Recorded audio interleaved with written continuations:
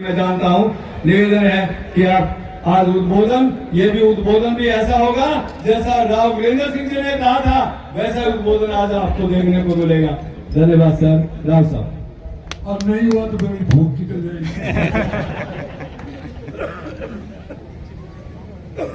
100 साल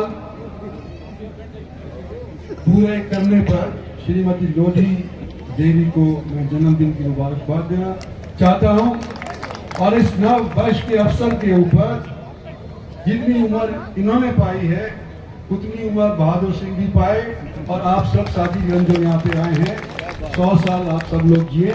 आपने शोभा इस दिन की, इस जलसे की, इस प्रोग्राम की बना। और कुछ मैं आगे कहूँ उससे पहले ये कि जो डिसिप्लिन मैंने देखा, हमारे श्रवण कुमार जी यहाँ बैठे हुए हैं, मुझे नहीं मालूम कि राजस्थान में इतना डिसिप्लिन होता है या नहीं होता है। जब से हम भाषण देने लग रहे हैं, जब से हम फोटो खिंचवाने लग रहे हैं, लोग शांति पूर्वक डिसिप्लिन से यहाँ बैठे हुए हैं। इस चीज की जिम्मेदार आप सबको देता हूं। फौजियों का इलाका रहा, हमारे अक्सर लोग पेटी की नौकरी करते हैं, डिसिप्लिन उनके खून के अंदर, रगों के अंदर है। आज हमारे इलाके के नेता और उसके अंदर मैं बहादुर सिंह का भी नाम शामिल करता हूं। हमारे ओम प्रकाश जी 3 बार एमएलए रह चुके, सीताराम जी, कंवर सिंह जी और श्रवण कुमार जी जो आए हैं, इन्होंने और मैंने पहला इलेक्शन तकरीबन एक ही टाइम पे लड़ा था। मैं 77 में लड़ा था पहला इलेक्शन और आप शायद 80 में लड़े। अरसा हो गया इलेक्शन लड़ते लड़ते, हार जीत देखते देखते, सरकारें बदलती देखते देखते एक अरसा हो गया। और उस अरसे का मैं एक जिक्र करना चाहता हूं क्योंकि नौजवान पीढ़ी आज के दिन शायद इतिहास से वंचित है, कम से कम इस दक्षिणी हरियाणा के इतिहास से तो वंचित है ही। श्रवण कुमार जी आप कह रहे थे, कंवर सिंह जी ने जवाब भी आपको अच्छा दिया है कि हमारी जब विशाल हरियाणा पार्टी हुआ करती थी, हमारा मन ये था कि हम पंजाब से अगर अलग होते हैं, विशाल हरियाणा बनाते हैं, तो दिल्ली को अपनी राजधानी बनाएंगे और अलवर जैसे क्षेत्र को विशाल हरियाणा के अंदर शामिल करेंगे। भरतपुर को शामिल करेंगे, मेरठ को शामिल करेंगे और ये दिल्ली के इर्द गिर्द का एरिया जिसने 1857 के अंदर अंग्रेजों के साथ लोहा लिया था, 36 बिरादरी ने जब अंग्रेजों के साथ लोहा लिया था, वो एरिया संगठित हो, ये मंशा थी। और जो आज नई पार्टियां बनी, हरियाणा के अंदर राज भी किया, उस टाइम के ऊपर उनका इक्का दुक्का नले हुआ करता था। जब 81 की असेंबली के अंदर विशाल हरियाणा पार्टी के 16 मेंबर हुआ करते थे। जो बूढ़े आदमी यहाँ बैठे हुए हैं उनको शायद याद होगा। और आज मैं सुन रहा था, नारे लग रहे थे, जगह जगह पे भी लगते हैं, प्रेस वाले भी कई साथी बैठे गए। राजा राव इंद्रजीत सिंह,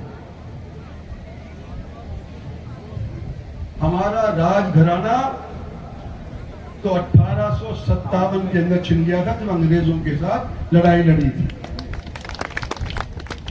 अगर आज कोई हमारे को राजा कहता है तो लोगों ने मुझे 6 बार जिताया है, 4 बार एमएलए जिताया और 6 बार लोकसभा का जिताया।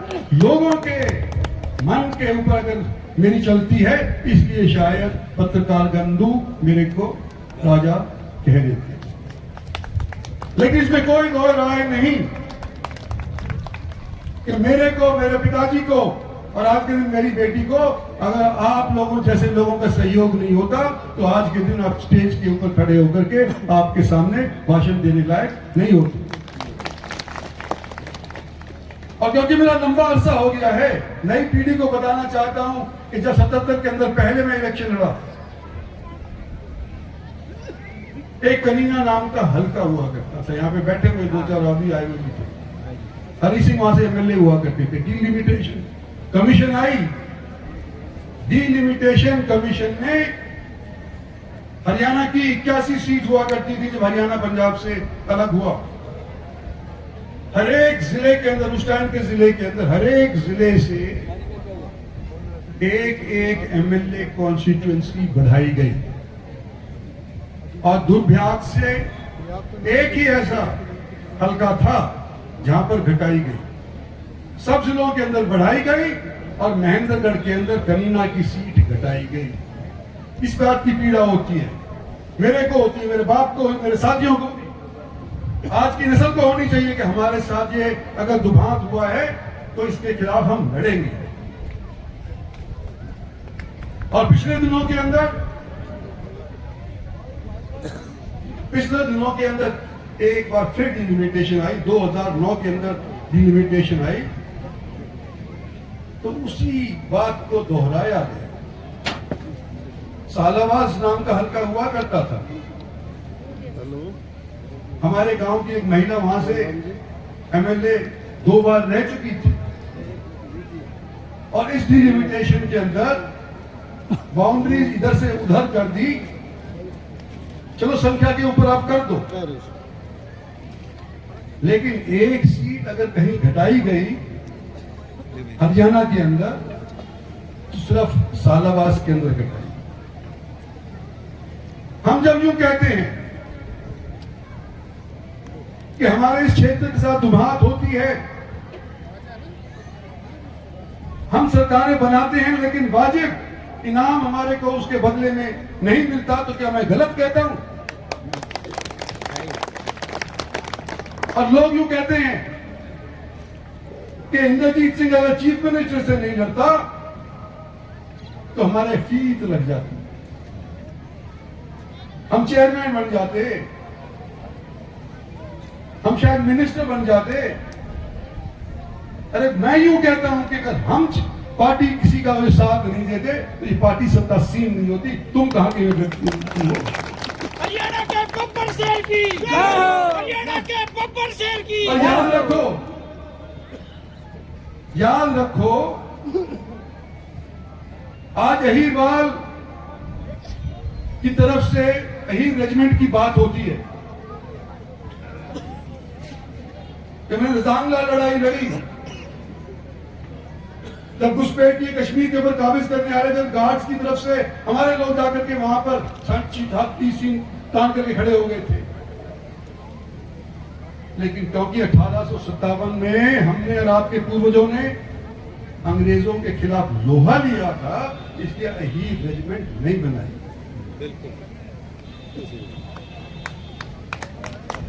पर इसलिए नहीं कि हम हार गए, आगे पीछे फिर बनेगी, फिर प्रयास करेंगे। जब तक जिंदा हैं तब तक दम है, तब तक कोशिश करेंगे। कोशिश करना हमारा फर्ज है और फैसला ऊपर वाले के हाथ के अंदर है, हमारी पार्टी वालों के हाथ के अंदर। साथियों,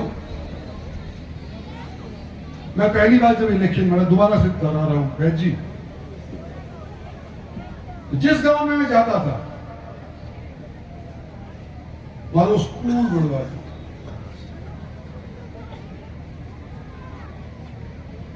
हमने बालका ने पठान और खूब कोशिश करी,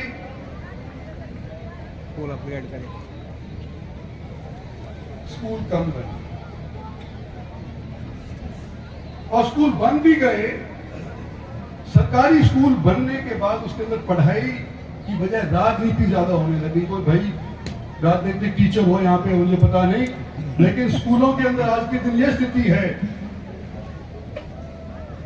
कि टीचर तो बन जाते हैं, 1-1 लाख रुपया कमा लेते हैं महीने का, लेकिन पढ़ाई के ऊपर ध्यान नहीं देते, बच्चों को पढ़ाई नहीं करते। यही वजह है कि आज के दिन बच्चों की नफरी प्राइवेट स्कूल्स के अंदर ज्यादा है और सरकारी स्कूल के अंदर कम है। क्या मैं गलत बोल रहा हूं? सही है जी, सही है। और जिन्होंने ये बेड़ा उठाया बच्चों को पढ़ाने का, उनमें से एक हमारे यहाँ साथी बहादुर सिंह जी हैं, इनको मैं शाबाशी देना चाहता हूँ, धन्यवाद करना चाहता हूँ कि आपने ये जो बेड़ा उठाया। आज के दिन सबसे ज्यादा बच्चे हरियाणा के अंदर, हरियाणा पब्लिक सर्विस कमीशन के माध्यम से हो, एसएस बोर्ड के माध्यम से हो, बिना इंटरव्यू के काबिलियत के ऊपर अगर सुनिश्चित किए जाते हैं, सिलेक्ट किए जाते हैं, तो हमारे मेहनत दक्षिणी हरियाणा के लोग सिलेक्ट किए जाते हैं, जो एक जमाने के अंदर एक चपरासी बनने के लिए की हैसियत नहीं रखते थे, क्योंकि सरकार दूसरों की। आप मेरे से कह रहे हैं कि बहादुर सिंह को कोई ऐसा आशीर्वाद दूं आगे के लिए काम आए। भाई बहादुर सिंह में तकरीबन एक उम्र के में आशीर्वाद देने लायक नहीं, लेकिन इनको साथी बनाने लायक तो हूं। भला आदमी है और एक सिर्फ इनकी बता देना चाहता था। देखो राजनीति के अंदर अनेक लोग ही कभी इस पार्टी से, कभी उस पार्टी से, कभी पार्टी के अंदर इस पक्ष के उस पक्ष के बन जाते हैं। और मेरा 47 साल का एक्सपीरियंस है। जहां टिकट की बात आती है तो अपने भाई के खिलाफ भी लड़ने को तैयार हो जाते हैं, अपने मां के खिलाफ लड़ने को तैयार हो जाते हैं, बाप के खिलाफ लड़ने को तैयार हो जाते हैं। फीत लगनी चाहिए, बाप जाए भाड़ के, भाई जाए भाड़ के। वास्तविकता है ये एक ऐसा आदमी है जिसको कांग्रेस टिकट दे रही थी इस इलेक्शन के अंदर, कि ये नाट गया। लेकिन नहीं, मेरा साथी इलेक्शन उसने मिल गई है, मैं नहीं लगता। ये इसलिए तब तो भी चाह दे दो इसको।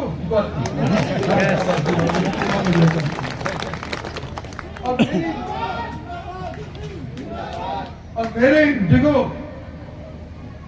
जो ताकत मुझे मिली आप लोगों से मिली है, अपने साथियों से मिली है, और इस ताकत को मैंने अपने निजी स्वार्थ के लिए इस्तेमाल नहीं किया। आज मैं फिर इस स्टेज पे कह रहा हूं,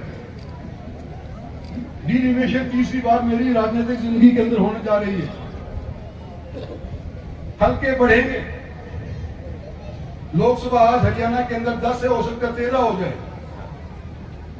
विधानसभा हरियाणा के अंदर आज के दिन शायद बढ़ करके 113 या 115 हो जाए, आज 90। नई पौध हमारे को तैयार करनी पड़ेगी, नौजवानों को तैयार करना पड़ेगा, और उसको तैयार करना पड़ेगा जो पिछलग्गू ना हो।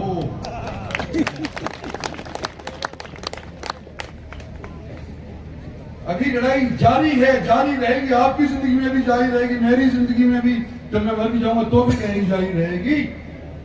जब तक हम अपनी हक लेने के लिए, लड़ने के लिए तैयार नहीं होंगे, तब तक हमारे को कोई हक आज के दिन नहीं देगा।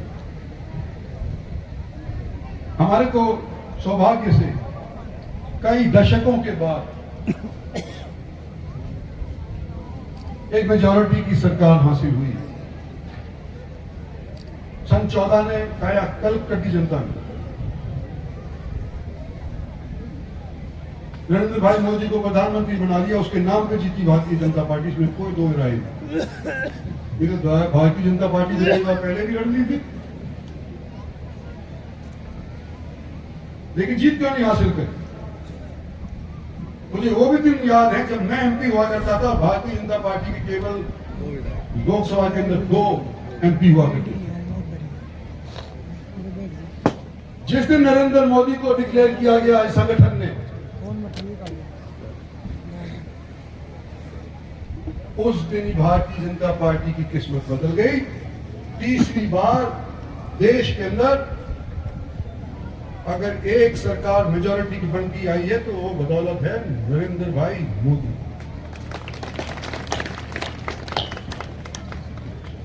मैं इस कार्यक्रम के अंदर अपनी पार्टी का प्रचार नहीं कर रहा, लेकिन वास्तविकता जरूर बता रहा हूं।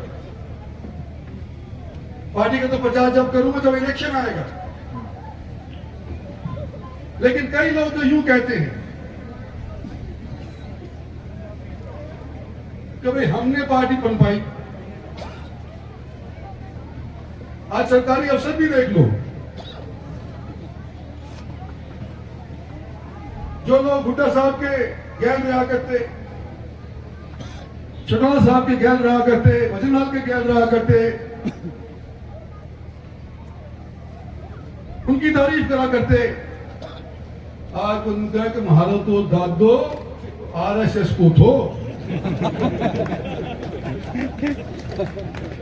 मारो बाप जनसंघी हो और हम बीजेपी का साथ। तो गलत कह रहा हूं? बताओ, आज के दिन अगर भारतीय जनता पार्टी को स्थापित किया है तो आप जैसे लोगों ने स्थापित किया, जनता ने, देश की जनता ने किया, छत्तीसगढ़ ने किया। और सेवा हमारे सब राजनीतिक लोगों की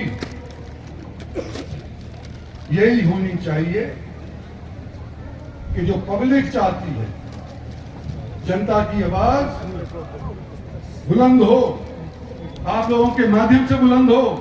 आने वाले पीढ़ियों के अंदर जब नए नए एमएलए बनेंगे, नए नए हल्के तैयार होंगे, उन लोगों को आने का कोशिश करो तो जनता की आवाज को बुलंद करने का मादा रखते हैं। यही मैं आपसे आज के आगे कहना था। बहादुर सिंह जी, देखो भविष्य क्या बताएगा ना आप बता सकते ना मैं बता सकता, लेकिन अभी जो व्यतीत हो गया है, अभी जो पास्ट चला गया है, उसके अंदर जो आपने काम किया है इस इलाके के लिए वो सराहनीय है। आप लोगों को, जिन लोगों ने आपका साथ भी दिया है, उन्होंने भी सराहनीय काम किया है। और आने वाले समय के अंदर जो भी मेरे से काम हो सकता है आपके सहयोग के लिए, उसके लिए मैं तैयार हूं, मेरी पार्टी तैयार है। धन्यवाद और जय हिंद। भारत माता की।